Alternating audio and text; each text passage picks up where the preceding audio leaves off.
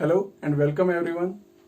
This is my third lecture, and in this very lecture we are going to start with Mendelism. So without wasting time, let us start.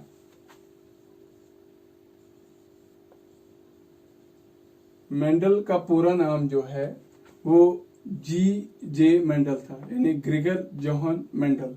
ठीक है. He was born in German speaking family. इसकी पैदाइश एक German speaking family, एक परिवार में हुई थी. कब? On 20th of July 1822 and he was died in 1884. So age क्या हुई? 62 years. ठीक है. ही इज ऑल्सो कॉल्ड एज, शाबाश, ऑलरेडी हमने पढ़ा है. ही is also called as father of genetics.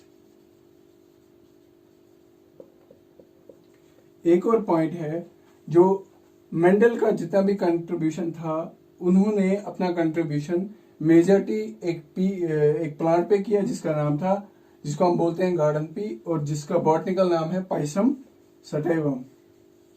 He worked for 7 years, that is from 1856 to 63 on garden pea called as Pisum sativum. ठीक है. जो एनसीईआरटी है वो लिखती है 7 years, और बिल्कुल यही 1856 से लेकर 63 तक. बट असल में जब हम देखते हैं, मेंडल ने 9 साल काम किया था, फ्रॉम 1856 टू 1865. ठीक है. तो ये थोड़ा इंट्रोडक्शन है. अब आप पूछोगे कि एग्जाम में क्या क्या पूछा जाएगा. फर्स्ट ऑफ ऑल, एग्जाम में ये पूछा जाएगा कि बर्थ ईयर. ठीक है. और ये पूछा जाएगा कि who is known as the father of genetics. ये पूछा जा सकता है कि उन्होंने किस प्लांट पर काम किया था. और ये पूछा जा सकता है कितने साल काम किया था, जो कि आपके एनसीईआरटी ने मेंशन किया है विद डेट. ठीक है. और एक और क्वेश्चन पूछा जा सकता है, वैसे ये नहीं पूछा जाएगा कि इसका जो जन्म है वो किस फैमिली में हुआ था. It was German speaking family. ठीक है. तो उसके बाद हम पढ़ेंगे कि जो मेंडल था उसने अपना कंट्रीब्यूशन क्या दिया, और किस पेपर में दिया, कौन सी पब्लिकेशन में, किस साल दिया, और क्या उसको प्रॉब्लम्स आई. ठीक है. तो जो मेंडल था, मेंडल ने अपनी ऑब्जर्वेशंस, मेंडल ने जितनी भी अपनी ऑब्जर्वेशंस थी, जितनी भी रिसर्च थी, वो अपने एक पेपर में लिखी जिसका नाम था experiments on plant hybridisation.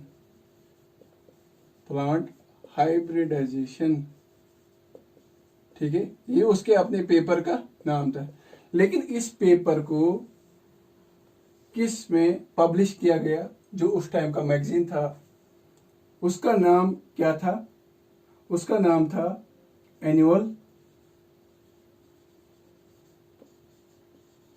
Proceedings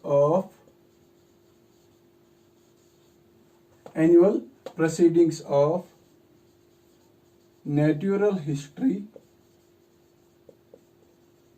society of Brunn, BRUNN, in 1866. ये आपको याद रखने की जरूरत है कि उसने अपनी पब्लिकेशन किस पेपर में दी थी. ये पेपर का नाम है, ये पब्लिकेशन का नाम है, जिसमें उन्होंने अपना जो ऑब्जर्वेशन है वो जिस पब्लिकेशन में दी थी. लेकिन ये इसके पेपर का नाम है, ये साल का नाम है, और ये वॉल्यूम का नाम है, यानी इसके कौन से वॉल्यूम में. That was 4th volume. ठीक है. शाबाश. तो अब एग्जाम में क्या क्या पूछा जा सकता है इसमें ये पूछा जा सकता है कि जो मेंडल है उसने अपनी जो भी ऑब्जर्वेशन और एक्सपेरिमेंट्स थे वो किस पेपर में दिए, उसका आंसर है एक्सपेरिमेंट्स ऑन प्लांट हाइब्रिडाइजेशन। किस पब्लिकेशन में दिए, उसका आंसर है annual proceedings of natural history society of Brunn. किस साल में दिए, उसका आंसर है 1866। और कौन से वॉल्यूम में दिए, दैट इज 4th वॉल्यूम। ठीक है, इतना सारा काम करने के बाद जो मेंडल था, मेंडल की जो भी जितनी भी ऑब्जर्वेशंस और जितना भी उसका काम था वो हाइड रहा। हाइड इन द सेंस आप बोलोगे अनएप्रिशिएबल रहा या अननोटिस्ड रहा। लेकिन क्यों? मेंडल को कहा जाता है he is a father of genetics, but why? तो हम देखेंगे द रीजंस, इसके कुछ रीजंस हैं। The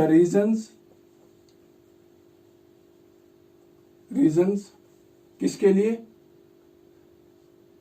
Mendel's work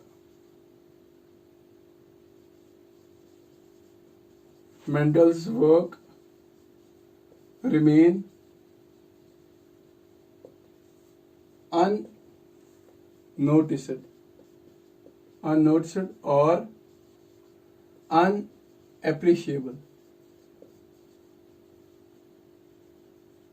Sorry for spelling, unappreciable.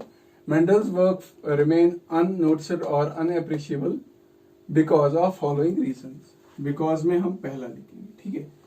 ऐसे क्या रीजंस थे जिसकी वजह से मेंडल का जो वर्क है वो अननोटिस्ड रहा, यानी जिस शाबाशी के लायक था वो मतलब जितना उसको आउटपुट मिलना चाहिए था, रिजल्ट रेस्पॉन्स मिलना चाहिए था, वो नहीं मिला, या उसकी जो वर्क था वो बिल्कुल हाइड रहा, लोगों तक ऐसे नहीं पहुंचा जैसे मेंडल चाहते थे। तो उसके रीजन क्या है? तो सबसे पहला रीजन है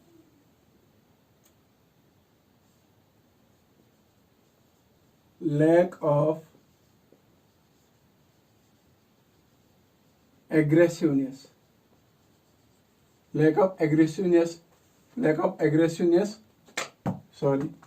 in his personality। ठीक है, पहला पॉइंट ये है, हम इसको अभी देखेंगे। दूसरा पॉइंट है limited circulation of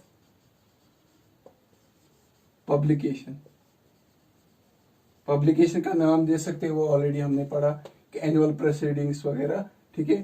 publication, annual proceedings of natural history society of Brunn, publication का नाम था, लिमिटेड सर्कुलेशन ऑफ पब्लिकेशन, ठीक है। तीसरा पॉइंट था scientific world was being rocked by Darwin's theory of evolution।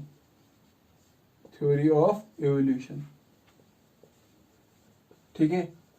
एक और पॉइंट है, fourth point, that is Mendel's work और results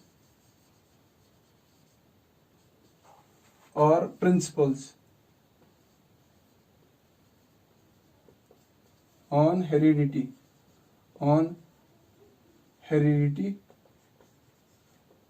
was ahead of his time।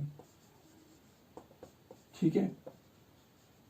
अब आप बोलोगे वैसे ये सब एग्जामिनेशंस में नहीं पूछा जाता है, बट हमको पता होना चाहिए, मे भी पूछा जा सकता है कि कौन से ऐसे रीजंस थे, which of the following reasons are the causes for to remain unnoticed the work of Mendelism। ठीक है, या अनएप्रिशिएबल क्यों रहे, फॉलोइंग पॉइंट्स दिए हैं, इनमें से आप चुनो कि कौन सा नहीं था या कौन सा था। ठीक है, डिफरेंट टाइप्स ऑफ क्वेश्चन आ सकते हैं।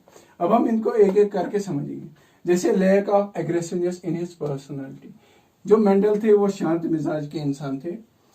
जो भी उन्होंने एक्सपेरिमेंट्स किए, जो भी ऑब्जर्वेशंस की, जो भी रिजल्ट्स उनमें आए, तो उन्होंने जब इसको पब्लिश किया उसके बाद उनको ये नहीं था कि वो स्ट्रांग दिलचस्पी होती कि हाँ भाई यार ये पब्लिश होना चाहिए, ये लोगों में फैलना चाहिए, चाहे इसके लिए मुझे कुछ भी।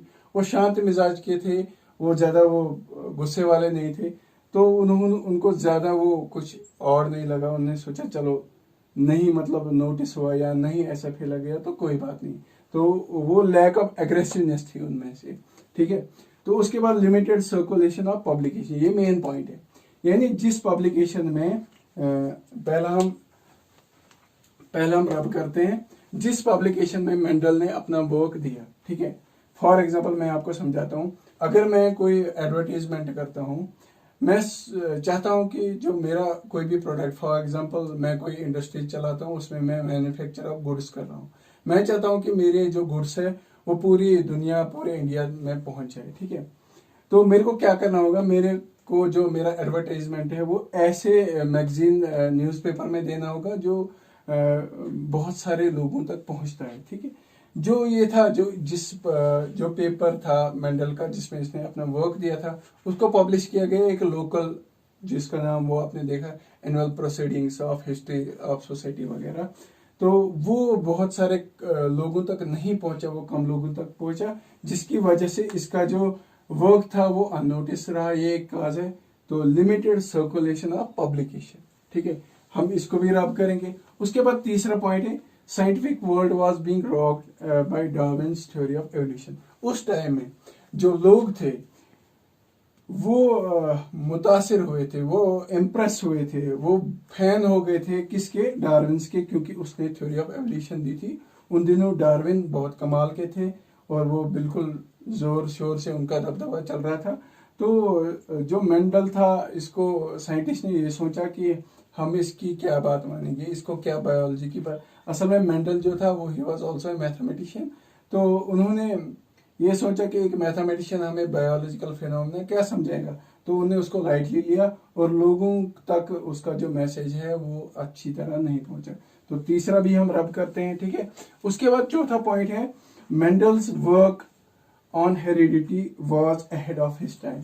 फॉर एग्जाम्पल आप ऐसा मानो, इस पॉइंट का ये मतलब है कि एक चाइनीज बंदे को हिंदी में गाली देंगे या उसको कुछ बोलेंगे, उसको समझ नहीं आएगा, ठीक है, वो सोचेगा ये क्या बोल रहा है। इसी तरह जो उस टाइम के लोग थे उनको वो चीजें समझ नहीं आई कि मेंडल क्या कहना चाहते, क्योंकि मेंडल ने, आप देखते हैं कि जीन ऑलरेडी हमने एक लेक्चर में पढ़ा जीन की डेफिनेशन, मेंडल ने उसका यूज फैक्टर किया, तो लोगों को ये फैक्टर समझ में नहीं आया और उन्हें सोचा ये क्या बोल रहा है, हमें समझ नहीं आ रहा है कि ये कैसे हो सकता है वगैरह, जी फैक्टर चीज क्या होती है। तो उसकी वजह से उसका जो वर्क था वो अननोटिस रहा, ठीक है। उसके बाद सिंस की you have already study that, Mendel का जो वर्क था वो 1866 में पब्लिश हुआ था, ठीक है। ठीक 34 साल बाद, after 34 years, that is in 1900, ठीक है। इन 1900 तीन साइंटिस्ट्स आए, ठीक है, तीन साइंटिस्ट्स आए जिन्होंने मेंडल का वर्क दोबारा उसको एक नया रूप दिया और दोबारा उसकी स्टडी की, ठीक है, उस पर वर्क किया और मेंडल की जो खोई हुई इज्जत थी उसको वापस लाए। यानी मेंडल का जो असल में जो उसका हक था, जो वो चाहता था कि लोग समझे, लोग मेरी ऑब्जर्वेशंस को समझे, मेरी रिसर्च को समझे, वो इन तीन साइंटिस्ट्स ने इनको मतलब वो 1900 में दिया। अब वो तीन साइंटिस्ट कौन थे? पहला था ह्यूगो डी वेरीज, ठीक है, हॉलैंड के थे, ठीक है। उसके बाद कार्ल कॉलन्स ऑफ जर्मनी और वॉन शर्माक, TSHERMAR की कुछ ऐसे ही स्पेलिंग है, आप देख लीजिए बुक्स में। वॉन शर्माक जो थे ये ऑस्ट्रिया के थे, ठीक है। ये तीन साइंटिस्ट थे जिन्होंने 1900 में मेंडल के वर्क को दोबारा देखा, दोबारा उस पर रिसर्च की और उसके बाद मेंडल का जो भी था ऑब्जर्वेशन उनको लोगों तक पहुंचाया, ठीक है। तो 34 साल इसका जो काम था वो बिल्कुल हाइड रहा, ठीक है, ये हमने पढ़ा। तो उसके बाद इसमें अब आप पूछोगे कि कौन सा क्वेश्चन आ सकता है, ठीक है, इसमें इन 3 साइंटिस्ट के नाम आ सकते हैं, ठीक है, यानी वो कौन से 3 साइंटिस्ट थे जिन्होंने मेंडल के वर्क को दोबारा उसका रूप दिया, ठीक है, और ये पूछा जा सकता है कि मेंडल का वर्क कितने टाइम तक हाइड रहा, ठीक है, और ऑलरेडी एक आपने पढ़ा कि मेंडल की पब्लिकेशन किस साल में हुई, ठीक है। अब हम आगे वाले जो पॉइंट्स है उसमें हम ये देखेंगे कि जो मेंडल था उसने पी प्लांट क्यों ही सिलेक्ट किया, क्यों उसने दूसरे प्लांट्स को सिलेक्ट नहीं किया। ये कई बार एग्जामिनेशंस में पूछा जाता है कि why Mendel selected pea plant Pisum sativum, ठीक है, तो why he selected pea plant. So let's go. Pea plant में बहुत सारी चीजें हैं जो मेंडल ने देखी और उसको स्टडी किया, ठीक है। पहला पॉइंट है P plant have perfect bisexual flowers,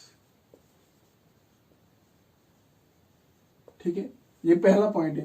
यानी पी प्लांट में बाइसेक्सुअल फ्लावर्स पाए जाते हैं, जिसकी वजह से जो रिजल्ट है वो ब्रॉड आता है, जिसकी वजह से हमारे पास लिमिटेशन आने के बहुत कम चांसेस है, इसीलिए इन्होंने बाइसेक्सुअल फ्लावर को सिलेक्ट किया। दूसरी बात ये है, मैं पी प्लांट को पीपी लिखूंगा, ठीक है। P plant is an annual plant, annual plant, so number of या several generations can be studied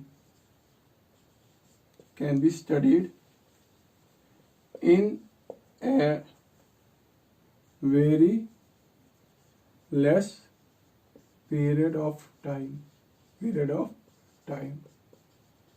अब इसका मतलब क्या हो, पी प्लांट जो है वो एनुअल प्लांट है, ठीक है, यानी जो थोड़े से टाइम में हम पी प्लांट की कई जनरेशन्स को स्टडी कर सकते हैं, ठीक है। उसके बाद तीसरा पॉइंट है कॉन्ट्रास्टिंग कैरेक्टर्स, इसको हम बाद में पढ़ेंगे, चौथा पॉइंट कंट्रास्टिंग कैरेक्टर्स को, ठीक है। और ये तो हमने हो गया, ठीक है। P plant is easy to cultivate,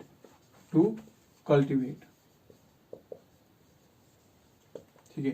अब इसका मतलब यह है कि पी प्लांट जो है उसमें कोई खास टेक्निक नहीं लगती, कोई खास एक्सपेरिमेंट नहीं लगता, कोई खास बंदा ट्रेंड होना चाहिए इसको ग्रो करने के लिए, नहीं, इट इज इजीली कल्टिवेबल, ठीक है। तो ये 3 पॉइंट्स है। चौथा पॉइंट मैंने बोला था आपको, पी प्लांट में कंट्रास्टिंग कैरेक्टर्स पाए जाते हैं, ठीक है। अब इसका मतलब क्या है, सो let's go for 4th point, that is P plant is having contrasting characters.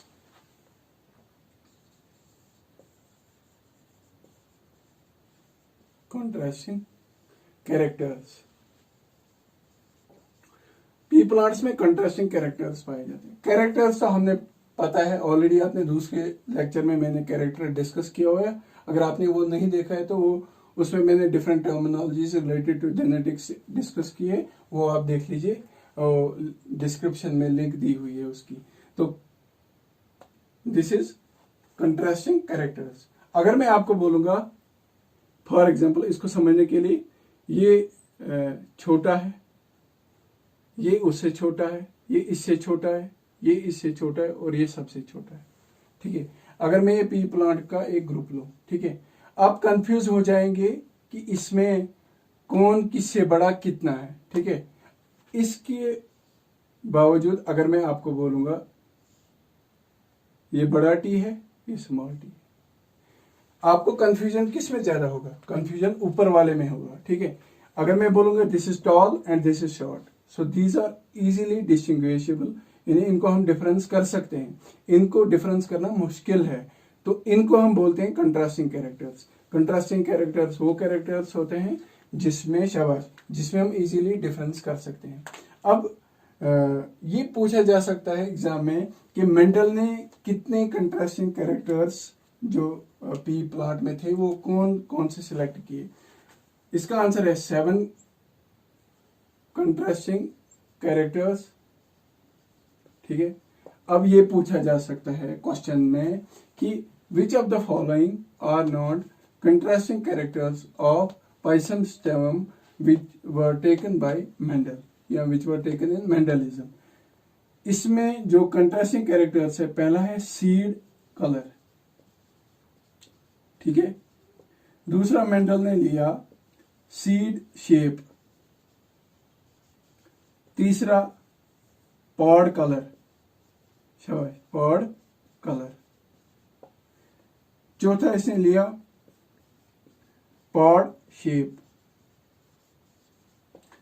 पांचवा इसने लिया फ्लावर पोजीशन।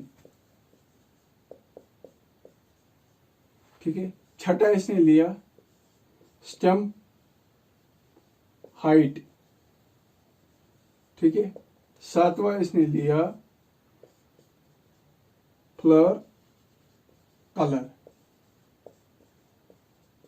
ठीक है, ये 7 कंट्रास्टिंग कैरेक्टर्स मेंडलिज्म में कंट्रीब्यूट किए गए, यानी सॉरी कॉन्स्टिट्यूट किए गए। मेंडल ने इन 7 कैरेक्टर्स को एक एक करके लिया, एक साथ नहीं, एक एक करके एक एक एक्सपेरिमेंट ने लिया। ठीक है, तो ये एग्जाम में पूछे जा सकते हैं कौन कौन से कैरेक्टर्स। ठीक है, कंट्रास्टिंग कैरेक्टर्स हो गए चौथा पॉइंट। ठीक है,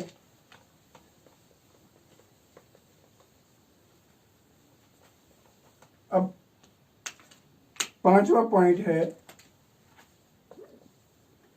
पी प्लांट। ठीक है, P plant can be easily crossed. अब इसका मतलब क्या हुआ, पी प्लांट में एक तो एंथर पाए जाते हैं सिंस बाइसेक्सुअल और स्टिग्मा। ठीक है, bisexual, it can be easily cross, यानी अगर हम चाहते हैं कि ये एक फ्लावर है, ठीक है, इसमें हम सेल्फ पॉलिनेशन और सेल्फ फर्टिलाइजेशन चाहेंगे तो वो भी हो सकता है। हम एंथर्स को इसके स्टिग्मा पर ड्रॉप कर सकते हैं तो हो जाएगी सेल्फ पॉलिनेशन और फिर सेल्फ फर्टिलाइजेशन। या अगर हमारे पास कोई और प्लांट फ्लावर है, हम चाहते हैं कि इसमें क्रॉस फर्टिलाइजेशन हो या क्रॉस पॉलिनेशन हो, तो हम इजीली इसके एंथर्स को इसके स्टिग्मा पर ड्रॉप कर सकते हैं। ठीक है, तो ये हो गया it can be easily crossed. छठा पॉइंट ये आता है कि जो पी प्लांट है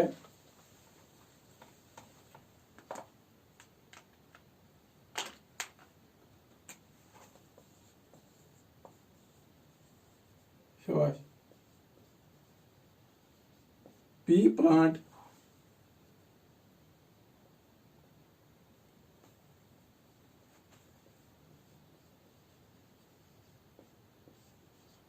पी प्लांट में हम क्या कर सकते हैं, अगर हम चाहते हैं कि हमारे पास ऑलरेडी दूसरे लेक्चर में मैंने आपको पढ़ाया प्योर लाइन, याद होगा प्योर लाइन या प्योर ब्रीडिंग पढ़ाया था।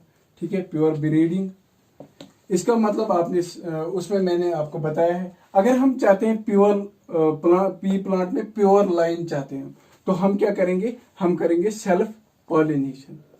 ठीक है, self pollination and further self fertilization, यानी पी प्लांट में नंबर ऑफ जनरेशन जो है वो एक जैसी पाई जा सकती है, जिसको हम ट्रू ब्रीडिंग या जिसको हम बोलते हैं प्योर लाइन और प्योर ब्रीडिंग बोलते हैं। ठीक है, उसमें हम बाय सेल्फ पॉलिनेशन यानी हम क्या करेंगे, अगर हमारे पास एक फ्लावर है हम दूसरे फ्लावर के पोलन्स को इस पे एंटर नहीं होने देंगे, बल्कि सेम फ्लावर के पोलन ग्रेन्स इसके स्टिग्मा पर ड्रॉप होने देंगे, जिससे क्या होगी self pollination then self fertilization, और नंबर ऑफ जनरेशन जो F1 जनरेशन होगी वो पेरेंट के जैसी होगी, जो F2 जनरेशन होगी वो भी पेरेंट के जैसी होगी। तो इसको हम क्या बोलते हैं, प्योर लाइन। तो ये कुछ फीचर्स थे जो कि मेंडलिज्म में कंट्रीब्यूट किए गए, मतलब जो कि पी प्लांट में देखे गए जो फीचर्स, और उसके बाद हम देखेंगे ऑब्जर्वेशंस। मेंडल ने क्या देखा, ठीक है।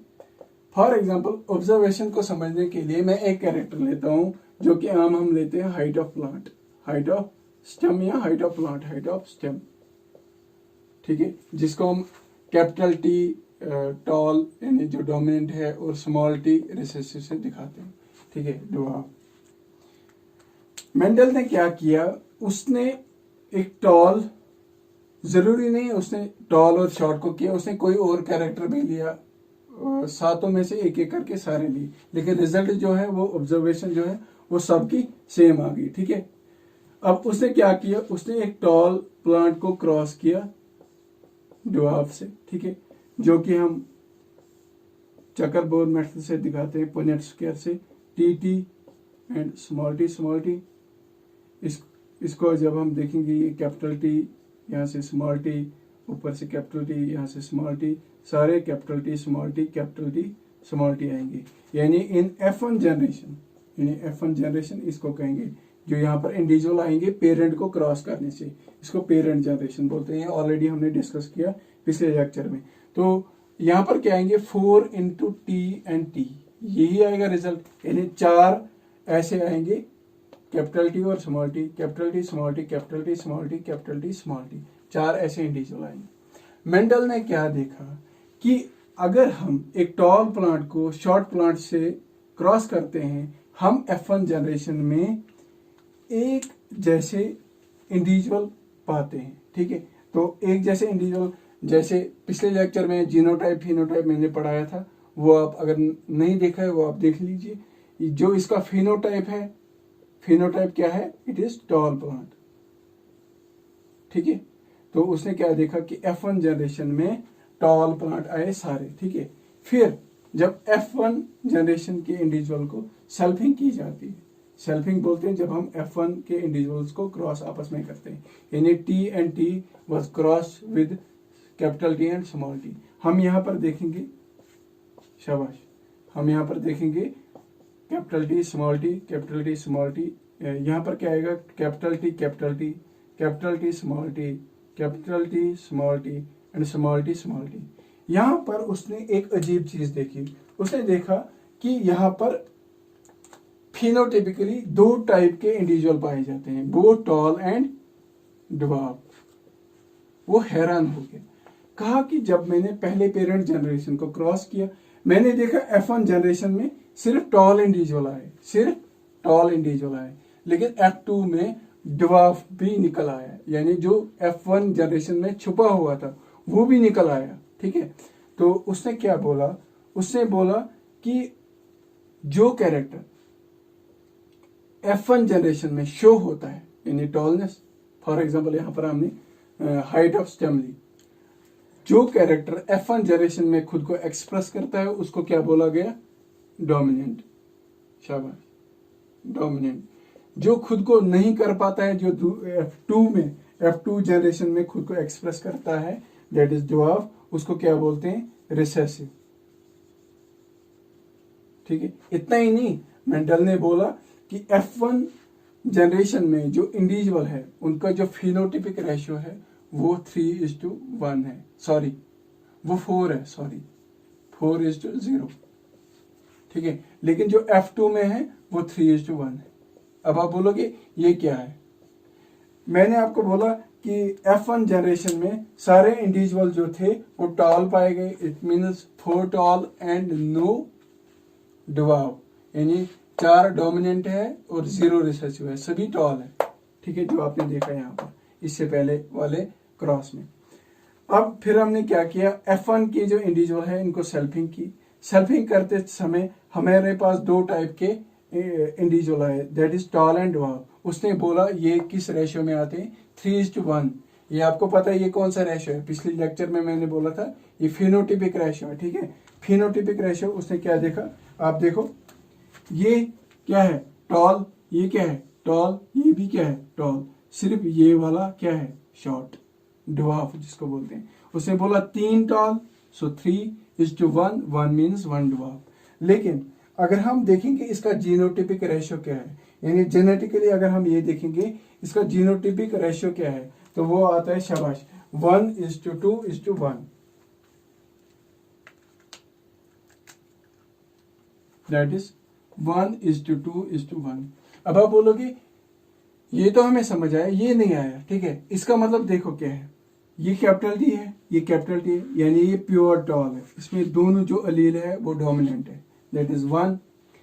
आप देखो ये कैपिटल टी स्मॉल टी है, ये भी कैपिटल टी स्मॉल टी है, यानी ये दोनों सेम है। इसका मतलब ये हुआ कि ये भी टॉल है दोनों, लेकिन ये जीनोटिपिकली डिफरेंट है, फिनोटिपिकली सेम है, यानी दिखने में बाहर सेम है लेकिन अंदर जो इसका जेनेटिक मेकअप है वो डिफरेंट है। यानी इसमें एक एलील डोमिनेंट है, एक रिसेसिव है, एक डोमिनेंट है, एक रिसेसिव है, तो ये हो गया 2, यानी 1:2:1, 1 हो गया। ये क्या है, जवाब, दोनों जो अलील है वो रिसेसिव है, ठीक है।